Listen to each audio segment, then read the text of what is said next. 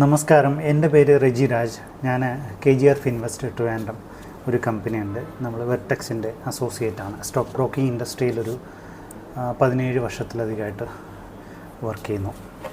അപ്പം നമ്മൾ ഇന്ന് വന്നിട്ടുള്ളത് ലാർസൻ ആൻഡ് ടൂബ്രോ എന്ന് പറയുന്നൊരു കമ്പനി. L&T എന്ന് ഷോർട്ട് നെയിം. നമ്മൾ സ്റ്റോക്സ് ഇൻവെസ്റ്റ് ചെയ്യുന്ന ആൾക്കാർ യൂസ് ചെയ്യുന്നൊരു ടൈം. അന്ന് ആ ഷെയറിൻ്റെ ലിസ്റ്റഡ് നെയിമാണ് L&T എന്ന് പറയുന്നത്. L&T. അത് ശരിക്കും ഒരു ഇന്ത്യൻ MNC എന്ന് പറയാം. ലോകത്ത് എനിക്ക് തോന്നുന്നൊരു 50-ലധികം രാജ്യങ്ങളിൽ പ്രസൻസ് ഉള്ളൊരു കമ്പനിയാണ്. ലോകത്തിൽ തന്നെ ഏറ്റവും ടോപ്പ് 15 കോൺട്രാക്റ്റിംഗ് കമ്പനികളിലൊന്നാണ് L&T എന്ന് പറയുന്നത്. അപ്പോൾ അതിൻ്റെ ഒരു ബ്രീഫ് ഹിസ്റ്ററി നമുക്ക് പരിശോധിക്കാം. ശരിക്കും ഒരു ഹൈടെക് മാനുഫാക്ചറിങ് ആൻഡ് സർവീസസ് സെക്ടറിലാണ് ഇത് ഓപ്പറേറ്റ് ചെയ്യണത്. അതിൽ 80+ ഇയേഴ്സായിട്ട് ഈ കമ്പനി ഓപ്പറേറ്റ് ചെയ്യുന്നുണ്ട്. ഇപ്പം നമ്മൾ IT, കൺസ്ട്രക്ഷൻ, എൻജിനീയറിങ്, ഡിഫൻസ്, അങ്ങനെ പല പല സെഗ്മെൻറ്റിലും ഈ കമ്പനി ഓപ്പറേറ്റ് ചെയ്യുന്നത്. പലർക്കും L&T എന്ന് പറയുമ്പം വെറുതെ L&T എന്നൊക്കെ പറഞ്ഞു പോയി ഒരു സാധാരണ ഒരു കമ്പനി, ഒരു ഷെയർ എന്നുള്ളതിനപ്പുറം എന്താണ് L&Tയുടെ പിന്നിലുള്ള ഒരു ഹിസ്റ്ററി എന്നുള്ള അറിഞ്ഞിട്ട് വേണം നമ്മൾ ഇൻവെസ്റ്റ് ചെയ്യാൻ. അപ്പോൾ നമുക്ക് അതിനകത്തൊരു കോൺഫിഡൻസ് വരും. നമ്മൾ വെയിറ്റ് ചെയ്യണോ, അതിനകത്ത് പെട്ടെന്ന് പ്രോഫിറ്റ് ബുക്ക് ചെയ്ത് മാറണോ, എങ്ങനെയാണ് അതിൻ്റെ ഒരു പ്രൊഫൈൽ എന്നൊക്കെ അറിയാനായിട്ട്. ഇപ്പം ഹെഡ് ക്വാർട്ടേഴ്സ് ചെന്നൈയിലാണ്. ഇതാദ്യം ശരിക്കും സ്റ്റാർട്ട് ചെയ്യുന്നത് ഒരു 55 ഏക്കർ സ്ഥലം, ഒരു ചതുപ്പ് നിലം ബോംബെയിൽ എടുത്തിട്ടാണ് അവർ ആദ്യം സ്റ്റാർട്ട് ചെയ്യണത്. ശരിക്കും ഈ കമ്പനിയുടെ ഫൗണ്ടേഴ്സ് എന്ന് പറയുന്നത് 2 ഡാനിഷ് എൻജിനീയേഴ്സാണ്.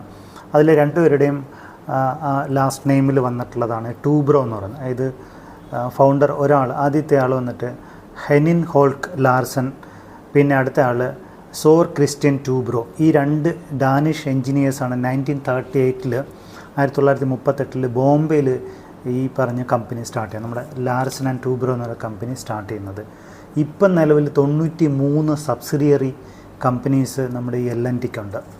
1939 ശരിക്കും സെക്കൻഡ് വേൾഡ് വാറിൻ്റെ സമയത്ത് ഈ ട്രേഡിനൊക്കെ ഒരുപാട് പ്രശ്നങ്ങൾ പറ്റി. അപ്പോൾ അവിടെ നിന്നുള്ള ഇമ്പോർട്ട്, എക്സ്പോർട്ട്, ഇവിടെ നിന്നുള്ള എക്സ്പോർട്ട് ഒന്നും നടക്കാത്തൊരു സിറ്റുവേഷനിലേക്ക് വന്നു. ശരിക്കും ഇത് തുടങ്ങുന്ന സമയത്ത് ഉണ്ടായിരുന്ന ബിസിനസ് എന്ന് പറഞ്ഞാൽ പലപ്പോഴും ഇപ്പം നമ്മൾ L&Tനെ കുറിച്ച് പറയുമ്പം ഏറ്റവും പ്രോമിനൻ്റ് ആയിട്ടുള്ള ഏരിയാസ് പറയുമ്പം അതൊന്നും ആയിരുന്നില്ല L&T തുടങ്ങുന്ന സമയത്ത് അവരുടെ ഒരു ബിസിനസ് എന്ന് പറയുന്നത്. അതായത് ഡയറി ആൻഡ് അലൈഡ് എക്യുപ്മെൻറ്റ്സിലാണ് ഇവരുടെ ബിസിനസ് തുടങ്ങുന്നത്. ശരിക്കും 1939 ഈ ട്രേഡിനൊക്കെ ഒരു ബുദ്ധിമുട്ടുണ്ടായി. ഈ പാർട്ട്നേഴ്സിന് ശരിക്കും പറഞ്ഞാൽ ഒരു സാധാരണ ഒരു വർക്ക്ഷോപ്പ്, അതായത് വെസൽസൊക്കെ ഈ വേൾഡ് വാറിലൊക്കെ പങ്കെടുത്തിട്ടുള്ള ഷിപ്പുകളൊക്കെ കൺസ്ട്രക്ട് ചെയ്യാൻ വേണ്ടി, അതിൻ്റെ റീകണ്ടീഷൻ ചെയ്യാൻ വേണ്ടിയിട്ടൊക്കെ ഉള്ളൊരു ചെറിയ വർക്ക്ഷോപ്പായിട്ട് സർവീസ് പ്രൊവൈഡ് ചെയ്യാൻ വേണ്ടിയിട്ട് 1940 ബോംബെയിൽ സ്റ്റാർട്ട് ചെയ്തു. പിന്നെ ഈ വേൾഡ് വാറിൻ്റെ സമയത്ത് ശരിക്കും പറഞ്ഞാൽ ഈ ഒരുപാട് കമ്പോണൻസ് ഇമ്പോർട്ട് ചെയ്യേണ്ട അവസ്ഥ ഉണ്ടായിട്ടുണ്ട്. അതായത് ജർമ്മനി ശരിക്കും പറഞ്ഞാൽ പല സാധനങ്ങളും ഇന്ത്യയിലേക്കും ഇത് ചെയ്യുന്നുണ്ടായിരുന്നു, സപ്ലൈ ചെയ്യുന്നുണ്ടായിരുന്നു. ഇതിന് നമ്മുടെ ഈ കമ്പനിയുടെ ഒരു ഓപ്പറേഷൻ്റെ ഒരു രീതി വെച്ച് നോക്കിക്കഴിഞ്ഞാൽ ഇപ്പോൾ എൻജിനീയറിങ്, കൺസ്ട്രക്ഷൻ, അല്ലെങ്കിൽ മെട്രോ, റെയിൽവേ, അങ്ങനെ power generation, solar, road construction, tunnels, ship യാർഡുകൾ, എയർപോർട്ടുകൾ, അങ്ങനെ പല പല സെഗ്മെൻറ്റിൽ ഓപ്പറേറ്റ് ചെയ്യുന്നുണ്ട്. ശരിക്കും 1946 എൻജിനീയറിങ്, കൺസ്ട്രക്ഷൻ ആൻഡ് കോൺട്രാക്ട് എന്നൊരു കമ്പനിയൊക്കെ ഉണ്ടായിരുന്നു. അത് L&Tയുടെ തന്നെ കമ്പനിയാണ്. അതാണ് ശരിക്കും ഈ കൺസ്ട്രക്ഷൻ സെഗ്മെൻറ്റിൻ്റെ ഒരു പ്രൈമറി ഓപ്പറേഷൻ എല്ലാം ചെയ്യുന്ന കമ്പനി എന്ന് പറയുന്നത്. ദെൻ ഈ സെക്കൻഡ് വേൾഡ് വാറിൻ്റെ ആ സമയത്ത് വന്നിട്ടുള്ള കുറേ സർപ്ലസ് സാധനങ്ങൾ, അതായത് നമ്മുടെ ഇതുണ്ട് ട്രാക്ടർ, USA ബേസ്ഡ് ഒരു കാറ്റ് എന്ന പേര് എല്ലാവരും കേട്ടിട്ടുള്ള, CAT ക്യാപിറ്റൽ ലെറ്റേഴ്സിലൊരു യെല്ലോ കളറിൽ എഴുതിയിട്ടുള്ള ആ എംപ്ലോയീസിൻ്റെയൊക്കെ ഷർട്ടിലൊക്കെ ഇതിങ്ങനെ എഴുതിയിട്ടുണ്ട്. ഞാനൊരിക്കൽ ഒരു UAE ഒരു സ്ഥലത്തൊരു കമ്പനി ചെന്നപ്പോൾ അവിടെ ഈ കാറ്റ് എന്ന് പറയുന്ന കമ്പനി ആയിരുന്നു ഉണ്ടായിരുന്നു. എനിക്ക് പെട്ടെന്ന് മനസ്സിലായി എന്താണ് ഈ കാറ്റ് എന്ന് എഴുതിയിരിക്കുന്നത്. പിന്നീട് ഞാൻ റെഫർ ചെയ്തപ്പോഴേക്കാൻ ശരിക്കും ഇതിൻ്റെ ഒരു ഇമ്പോർട്ടൻസും പ്രോമിനൻസും മനസ്സിലായി. USA ബേസ്ഡ് ആയിട്ടുള്ളൊരു ട്രാക്ടർ കമ്പനിയാണ്, ലോകം മൊത്തവും ബിസിനസ്സുള്ളൊരു കമ്പനിയാണ്. അപ്പോൾ അവരുടെ മാർക്കറ്റിംഗ്, എർത്ത് മൂവിങ് എക്യുപ്മെൻറ്റ്സിനെ മാർക്കറ്റ് ചെയ്യാൻ വേണ്ടിയിട്ട് L&T എന്ന് പറയുന്ന കമ്പനീനെ അവരെ ഏൽപ്പിച്ചു. അപ്പോൾ സെക്കൻഡ് വേൾഡ് വാറിന് ശേഷം ഒരുപാട് സർപ്ലസ് വന്ന് കാറ്റർപില്ലറിൻ്റെ പല എർത്ത് മൂവിങ് എക്യുപ്മെൻറ്റ്സും സർപ്ലസ് വന്ന സമയത്ത് വളരെ ലോ പ്രൈസ്ഡ് ആയിട്ട് അവർക്ക് സെല് ചെയ്യാനായിട്ട് ആ കമ്പനി കാറ്റ് ഓഫർ ചെയ്തു. പക്ഷേ ഈ 2 ഡാനിഷ് എൻജിനീയേഴ്സിന് അതിനുള്ള ആ പാർട്ട്നേഴ്സിന് അത് വാങ്ങാനായിട്ടുള്ള ഒരു സർപ്ലസ് ഉണ്ടായിരുന്നില്ല. ആ സമയത്ത് അവർ additional working capital, equity capital മോഡലിൽ അവർ 1946 Larsen and Toubro private limited എന്ന കമ്പനി 1946 ഫെബ്രുവരിയിൽ ബോംബെയിൽ ഇൻകോർപ്പറേറ്റ് ചെയ്തു. ശരിക്കും 47 ആയപ്പോഴത്തേനും കൽക്കട്ടയിലും പഴയ നമ്മുടെ മദ്രാസ്, ഇപ്പോഴത്തെ ചെന്നൈ, അവിടെയും ഡൽഹിയിലൊക്കെ ഓഫീസുകൾ തുടങ്ങി. ഏതാണ്ട് 55ഓളം ഏക്കർ സ്ഥലം, അതൊരു വേസ്റ്റ് ലാൻഡ് എന്ന് പറയും, ഇതൊരു മാഷ് ആൻഡ് ജംഗിൾ, അത് വന്നിട്ട് ചതുപ്പ് നിലം വാങ്ങിയിട്ടാണ് ആദ്യം ഇവരിത് അവിടെ ഒരു ബേസ് ഉണ്ടാക്കുന്നത് ബോംബെയിൽ 1948 1950 സമയത്തൊക്കെ.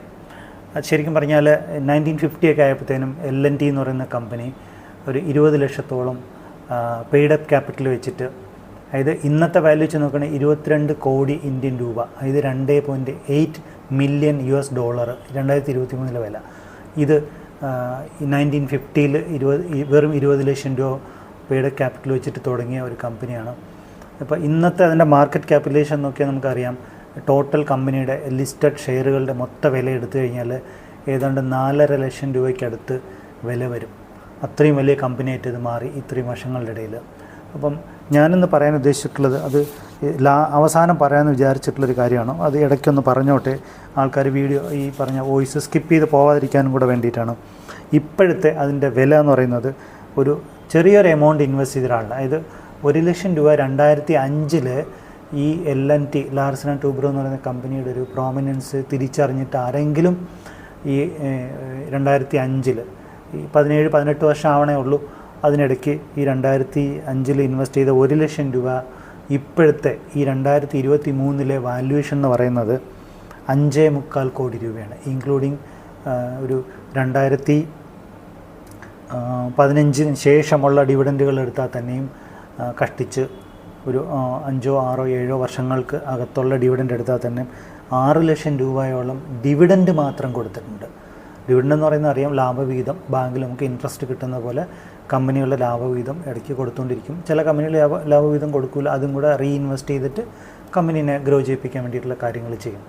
ശരിക്കും ഈ 1950 ഈ കമ്പനി ലാർസൻ ആൻഡ് ടൂബ്രോ തുടങ്ങുന്ന സമയത്ത് അവരുടെ ആ വർഷത്തെ ടോട്ടൽ ടേൺ ഓവർ എന്ന് പറയുന്നത് 1.9 ലക്ഷം രൂപ മാത്രമായിരുന്നു.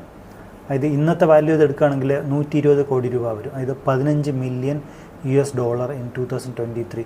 അത് വെറും 1.9 ലക്ഷം രൂപയായിരുന്നു അവരുടെ ടോട്ടൽ ടേൺ ഓവർ ഇൻ 1950 എന്ന് ആലോചിക്കണം. പിന്നീട് ഇവരുടെ ബിസിനസ് എക്സ്പാൻഡ് ചെയ്ത് ലോകം മൊത്തം എത്തി എന്നുള്ളതാണ് ഏറ്റവും വലിയൊരു അഡ്വാൻറ്റേജ്. ഇത് വിദേശ രാജ്യങ്ങളിൽ പലയിടത്തും ഇവരുടെ ബിസിനസ് ഇപ്പോൾ ഓപ്പറേറ്റ് ചെയ്യുന്നുണ്ട്. പല സബ്സിഡിയറി കമ്പനീസ് ഉണ്ട്. പിന്നീട് 1965 ശരിക്കും ഈ നമ്മുടെ atomic energy commission Homi J Bhabha തന്നെ ഈ L&Tനെ ലാർസൻ ആൻഡ് ടൂബ്രോ എന്ന് പറയുന്ന കമ്പനിയെ അപ്രോച്ച് ചെയ്തിരുന്നു ഈ ടു ഫാബ്രിക്കേറ്റ് ക്രിട്ടിക്കൽ കമ്പോണൻസ്. ഇത് അറ്റോമിക് റിയാക്ടേഴ്സിന് വേണ്ടിയിട്ടുള്ള ക്രിട്ടിക്കൽ കമ്പോണൻസ് ഉണ്ടാക്കാൻ വേണ്ടിയിട്ട് L&Tനെ അങ്ങോട്ടും അപ്രോച്ച് ചെയ്തിരുന്നു. 1965 ആയപ്പോഴത്തേക്കും അവരും കൂടുതലായിട്ട് ഇങ്ങനത്തെ കാര്യങ്ങളിലൊക്കെ ഇൻവോൾവ് ചെയ്ത് തുടങ്ങി. L&T ഹാസ് ബിക്കം ഒരു ഏറ്റവും മോസ്റ്റ് വാല്യുബിൾ കമ്പനി. ഈ ഗവൺമെൻറ് കോൺട്രാക്റ്റിങ്ങിൽ പോലും ഇവർക്ക് ഭയങ്കര ഒരു ഇമ്പോർട്ടൻസ് കിട്ടി തുടങ്ങിയൊരു കാലമാണ് 1950s 60s എന്നൊക്കെ പറയുന്നത്. ദെൻ 1970s 1970 ആയപ്പോഴത്തേനും L&T ഇസ്രോ നമ്മുടെ ISRO ആയിട്ടും കോൺട്രാക്റ്റിംഗ് സ്റ്റാർട്ടായിട്ടുണ്ട്. ISROയുടെ പല കോൺട്രാക്റ്റുകളും L&Tക്ക് കിട്ടി തുടങ്ങി. അതായത് സ്പേസ് പ്രോഗ്രാം സ്റ്റാർട്ട് ചെയ്യുന്ന സമയത്തും L&T അതിൻ്റെ കൂടെ പല പ്രോജക്റ്റിലും അസോസിയേറ്റ് ചെയ്തിട്ടുണ്ടെന്നുള്ളതാണ്. വിക്രം സാരാഭായ് തന്നെ നേരിട്ട് അവരെ ഈ പറഞ്ഞ പ്രോഗ്രാമിലേക്ക് ഇൻവൈറ്റ് ചെയ്തിട്ടുണ്ടെന്നുള്ളതാണ് അതിൻ്റെ ഒരു ഹിസ്റ്ററി നോക്കിയാൽ മനസ്സിലാവണത്. ദെൻ ECC എന്ന് പറയുന്നത് നമ്മൾ നേരത്തെ പറഞ്ഞ എൻജിനീയറിംഗ് ആൻഡ് കോൺട്രാക്റ്റിംഗ് കമ്പനി, അത് ECC അബുദാബിയിൽ ഒരു ലാർജ് എയർപോർട്ട് പ്രോജക്റ്റിൽ പങ്കെടുക്കാനായിട്ട് അവരെ ഇൻവൈറ്റ് ചെയ്തിരുന്നു. പക്ഷേ ആ സമയത്ത് അവരുടെ ഫണ്ടിങ്ങിൻ്റെ പ്രശ്നം കൊണ്ട് അത്രത്തോളം ക്യാപിറ്റൽ ഇല്ലാത്തതുകൊണ്ട് അവർക്ക് ശരിക്കും ആ ബിഡിൽ ക്വാളിഫൈ ചെയ്യാൻ പോലും പറ്റിയിട്ടില്ല. ഇന്ന് ലോകത്ത് എവിടെയും ഏറ്റവും വലിയ എയർപോർട്ടുകൾ കൺസ്ട്രക്ട് ചെയ്യുമ്പോൾ L&Tക്ക് അത് കിട്ടും എന്നുള്ളതാണ് ഏറ്റവും വലിയൊരു ഇമ്പോർട്ടൻസ് നമ്മൾ തിരിച്ചറിയേണ്ട ഒരു കാര്യം. 1985 L&T DRDO ആയിട്ട് അസോസിയേറ്റ് ചെയ്തുകൊണ്ട് പല പല പ്രോജക്റ്റിലും ഡിഫൻസ് സെഗ്മെൻറ്റിലുള്ള പല പ്രോജക്റ്റിലും അസോസിയേറ്റ് ചെയ്യാൻ തുടങ്ങി. അവർക്ക് ശരിക്കും ഡിസൈൻ ചെയ്ത് കൊടുക്കുക എന്നുള്ളതായിരുന്നു L&Tയുടെ റോള്. പല പല പ്രോജക്റ്റിലും വേണ്ടിയിട്ടുള്ള കാര്യങ്ങൾ DRDOയ്ക്ക് വേണ്ടിയിട്ട്. പിന്നീട് ആ ഡിസൈൻ ചെയ്ത കാര്യങ്ങൾ അത് മാനുഫാക്ചർ ചെയ്യാനായിട്ടുള്ള ഓർഡറും കൂടെ L&T കിട്ടി തുടങ്ങി. ഇന്ന് missile systems, command and control systems, engineering systems, submarines, ഇങ്ങനത്തെ പല പല നമ്മൾ പലപ്പോഴും ശ്രദ്ധിക്കാത്ത L&Tയുടെ ബിസിനസ് നോക്കുമ്പോഴത്തേനും പലരും ശ്രദ്ധിക്കാതെ പോകുന്ന പല ഏറ്റവും ബിഗസ്റ്റ് ആയിട്ടുള്ള പല സെഗ്മെൻറ്റിലും ഇവർ ഓപ്പറേറ്റ് ചെയ്യുന്നുണ്ട്. ഏറ്റവും കീ ആയിട്ടുള്ള ഒരു കുറേ കാര്യങ്ങൾ അതിനകത്തുണ്ട്. ലോകത്തുള്ള പല മെട്രോസും എയർപോർട്ടുകളും നമ്മുടെ L&T ആണ് ചെയ്യണമെന്നുള്ള അറിയുമ്പം അതിൻ്റെ വാല്യൂ മനസ്സിലാവും. പിന്നെ എനിക്ക് പറയാനുള്ളത്, നമ്മൾ ഈ ഒരു കമ്പനിയിൽ ഇൻവെസ്റ്റ് ചെയ്യുമ്പോഴത്തേക്കും എന്താണ് അതിൻ്റെ പിന്നിൽ നടക്കുന്നതെന്നൊക്കെ കുറച്ചെങ്കിലും ഒരു ഫണ്ടമെൻ്റൽ അനാലിസിസ്, ഒരു കുറച്ച് കാര്യങ്ങൾ അതിനെക്കുറിച്ച് വായിച്ചിട്ട് വേണം ചെയ്യാനായിട്ട്.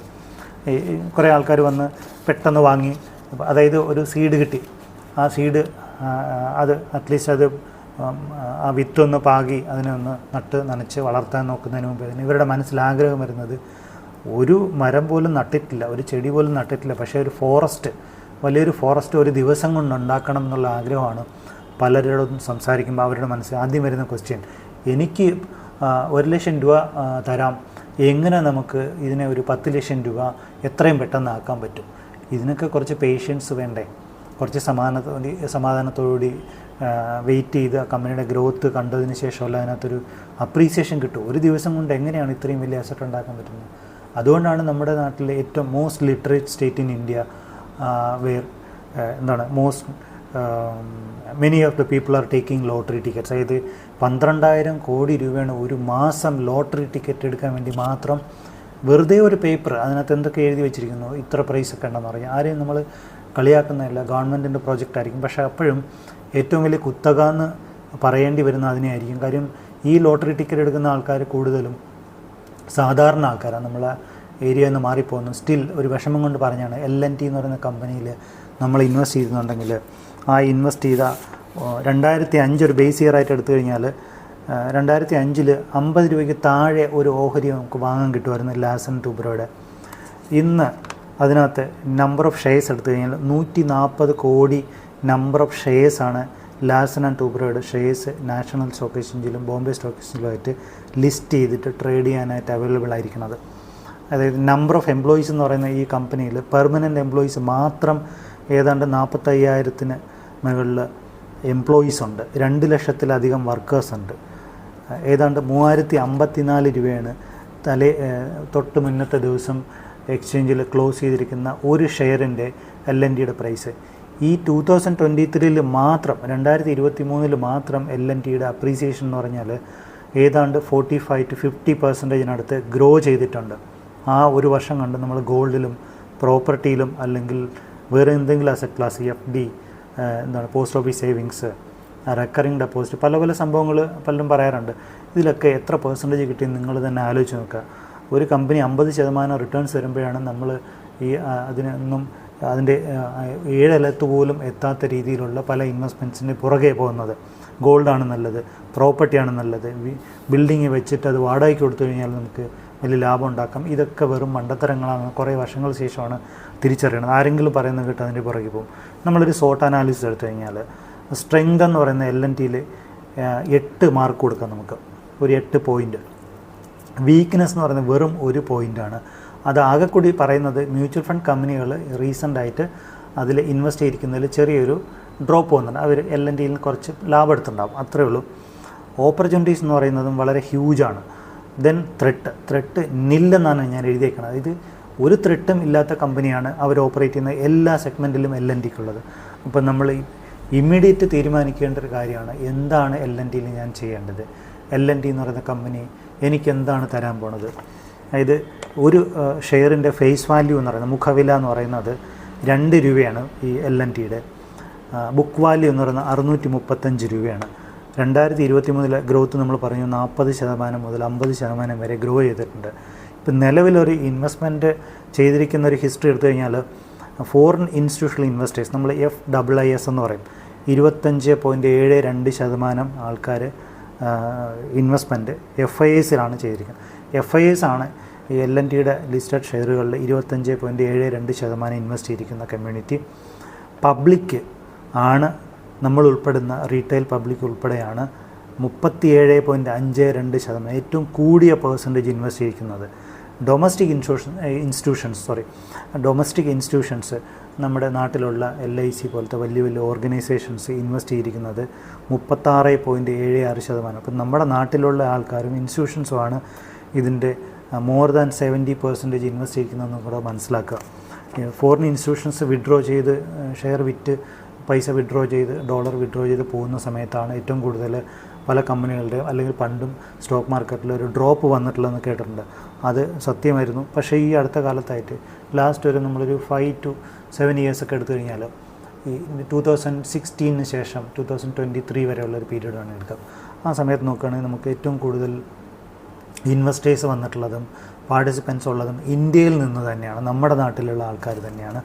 നമ്മുടെ ഇക്വിറ്റിയിൽ നമ്മുടെ നാട്ടിലെ കമ്പനികളുടെ ഓഹരികളിൽ ഇൻവെസ്റ്റ് ചെയ്യുന്നത്. അപ്പോൾ അതുകൊണ്ട് തന്നെ ആര് ഇവിടെ നിന്ന് നിർത്തിയിട്ട് പോയി കഴിഞ്ഞാൽ നമുക്കൊന്നും സംഭവിക്കാൻ പോകുന്നില്ല എന്നുള്ളതാണ് ഏറ്റവും വലിയൊരു കാര്യവും. ഒരു നമ്മുടെ ഈ 18 yearsൽ 2005 to 2023 വരെയുള്ള 2005 മുതൽ 2023 വരെയുള്ള ഈ 17-18 വർഷത്തെ ഒരു ഹിസ്റ്ററി എടുത്തു കഴിഞ്ഞാൽ ഡിവിഡൻഡ് മാത്രം ഏതാണ്ട് 400 രൂപയ്ക്ക് മുകളിൽ ഒരു ഷെയറിന് ഡിവിഡൻഡ് കൊടുത്തിട്ടുണ്ട്, ഓരോ ഷെയറിനും. അപ്പം ഇനിയിപ്പം നിങ്ങൾ ഞെട്ടാൻ പോകുന്ന വേറൊരു കാര്യമുണ്ട്. ശരിക്കും പറയാൻ നമുക്ക് വിശ്വാസം പോലും ആവാത്ത ഒരു കാര്യം കൂടെ ഞാൻ പറയാം. 2005 നമ്മൾ 1 ലക്ഷം രൂപ മുടക്കി 50 രൂപ വീതം വിലയുള്ള 2000 ഓഹരിയാണ് LNTയുടെ മേടിച്ചത്. അതിപ്പോൾ 2006 നെക്സ്റ്റ് ഇയറിൽ 1:1 ബോണസ് കൊടുത്തു. നമ്മളൊന്നും ചെയ്യേണ്ട, ബോണസ് അല്ലാതെ തന്നെ തരുന്നതാണ്. അതായത് നമ്മൾ വാങ്ങിയ 2000 ഷെയർ എന്ന് പറയുന്നത് 2006 ഒരു വർഷം കൊണ്ട് തന്നെ അത് 4000 ക്വാണ്ടിറ്റി ആയിട്ട് മാറിയിട്ടുണ്ട്. 2 വർഷം കഴിഞ്ഞപ്പോൾ, അതായത് 2008 ഈ 4000 ഷെയറിന് എഗെയിൻ 1:1 ബോണസ് കൊടുത്തു. അതൊന്നും നമ്മൾ പ്രത്യേകിച്ച് ഷെയർ ഹോൾഡർ ഇൻവെസ്റ്റർ ഒന്നും പ്രത്യേകിച്ച് ചെയ്യേണ്ട ആവശ്യമില്ല. ആദ്യം 2005 വാങ്ങിയ 1 ലക്ഷം രൂപ മുടക്കി വാങ്ങിയ 2000 ഷെയർ വെറുതെ കയ്യിൽ വെച്ചിരുന്നാൽ മതി, ഒന്നും ചെയ്യാതെ. അപ്പം 2008 8000 ഷെയറുകളായിട്ട് മാറി. ആകെ വാങ്ങിയ 2000 ഷെയറുകളാണെന്ന് ആലോചിക്കണം. 2013 ആയപ്പം എഗെയിൻ ഇത് 1:2 എന്ന റേഷ്യോയിൽ, അതായത് every 2 shares will get 1 share additional. അപ്പം നമ്മുടെ കയ്യിൽ 8000 ഷെയർ ഉണ്ടായിരുന്നു. ആ 8000-ന് 4000 കൂടെ നമുക്ക് അഡീഷണൽ ഷെയർ കിട്ടി. അപ്പം 2013 ആയപ്പോഴത്തേനും 12000 ഷെയറാണ് നമ്മുടെ കയ്യിലുള്ളത്. വെറും 2000 ഷെയറാണ്, വെറും 2000 ഷെയറാണ് നമ്മൾ ആദ്യം വാങ്ങിയെന്ന് ആലോചിക്കണം. 2005 2013 ആയപ്പോൾ അത് 12000 ഷെയറായിട്ട് മാറി. 2017 എഗെയിൻ അത് 1:2 എന്നുള്ള റേഷ്യോയിൽ എവരി 2 shares നമ്മുടെ കയ്യിലിരിക്കുന്ന 2 ഷെയറുകൾക്ക് 1 ഷെയർ എന്നുള്ള രീതിയിൽ നമുക്ക് എഗെയിൻ ബോണസ് തന്നു. അപ്പം 12000 ഷെയറിൻ്റെ കൂടെ 6000 ഷെയറോട് ആഡ് ചെയ്ത് കഴിയുമ്പോൾ 18000 ഷെയറാണ് ഇന്ന് നിങ്ങളുടെ കയ്യിലിരിക്കുന്ന. ആദ്യം 2005 വാങ്ങിയ വെറും 2000 ഷെയറിൻ്റെ എണ്ണം 18000 ഷെയറാണ്. ഒരു ഷെയറിന് നമ്മൾ ഇന്നത്തെ വാല്യൂ വെച്ച് നോക്കുകയാണെങ്കിൽ 3054 രൂപ ഇൻറ്റു 18000 ഷെയർ എന്ന് പറയുമ്പോൾ ഒരു വാല്യുവേഷൻ, ഷെയറിൻ്റെ മാത്രം വാല്യുവേഷൻ എടുത്തു കഴിഞ്ഞാൽ 5.5 കോടി രൂപയാണ്. 5,49,72,000 രൂപയാണ് എക്സാക്റ്റ് വാല്യൂ എന്ന് പറയുന്നത്. അതിൽ ഡിവിഡൻഡ് നമ്മൾ 2023-നും 2007-നും ഇടയ്ക്ക് നോക്കുമ്പോഴത്തേനും തുച്ഛമായ വർഷങ്ങളിൽ നമുക്ക് 5 മുതൽ 6 ലക്ഷം രൂപ വരെ ഡിവിഡൻഡും കിട്ടിയിട്ടുണ്ട്. അപ്പം ഏതാണ്ട് 5.25 കോടി രൂപയാണ് നമ്മൾ ലാർസൻ ആൻഡ് ടൂബ്രോ എന്ന് പറയുന്ന ഒരു പർട്ടിക്കുലർ ഓഹരിയിൽ തന്നെ ഇൻവെസ്റ്റ് ചെയ്തപ്പോൾ നമുക്ക് കിട്ടിയത്. 1 ലക്ഷം രൂപ 2005 ഇൻവെസ്റ്റ് ചെയ്തിട്ട് ഇന്ന് അത് 5.5 കോടി രൂപയാണ്. നമ്മൾ ഈ 1 ലക്ഷം രൂപ ഗോൾഡ് വാങ്ങിയോ, FD ഇട്ടിട്ടോ, അല്ലെങ്കിൽ പബ്ലിക് പ്രോവിഡൻറ്റ് ഫണ്ടിൽ ഇട്ടിട്ടോ, പോസ്റ്റ് ഓഫീസ് ഡെപ്പോസിറ്റ് ഇട്ടിട്ടോ, ഏതെങ്കിലും ചിട്ടി ചേർന്നിട്ടോ, ഏതെങ്കിലും റിയൽ എസ്റ്റേറ്റ് അസറ്റിൽ ഇൻവെസ്റ്റ് ചെയ്തിട്ടോ 5.5 കോടി രൂപ എങ്ങനെ എത്തിക്കാൻ പറ്റുമെന്ന് ആലോചിച്ച് നോക്കുക. ഒരു അസറ്റ് ക്ലാസ്സിനും ഇതിനെ ബീറ്റ് ചെയ്യാൻ പറ്റില്ല, ഇതിന് മുകളിലോട്ടോ അല്ലെങ്കിൽ ഇതിന് 7 അയലത്ത് പോലും ഗ്രോത്ത് തരാൻ പറ്റില്ല എന്നുള്ള 100% ഉറപ്പാണ്. അപ്പോൾ നിങ്ങൾ തന്നെ ബാക്കി തീരുമാനിക്കുക എന്ത് ചെയ്യണം എന്നുള്ളത്. വേറൊരു കമ്പനിയുടെ ഹിസ്റ്ററി ആയിട്ട് ഞാൻ അടുത്ത ദിവസം വേറൊരു സെഷനിൽ പിന്നെയും വരാം. ഇത് നമ്മുടെ യൂട്യൂബ് ചാനലിൽ പബ്ലിഷ് ചെയ്യുന്നതായിരിക്കും. ഇത് നിങ്ങൾ പരമാവധി പ്രൊമോട്ട് ചെയ്യണം ഇത് ഒത്തിരി സമയമെടുത്ത് നമ്മൾ പ്രിപ്പയർ ചെയ്യുന്ന കണ്ടൻറ്റുകളാണ്. അതിന് ഒത്തിരി റെഫറൻസ് വേണ്ടി വരും.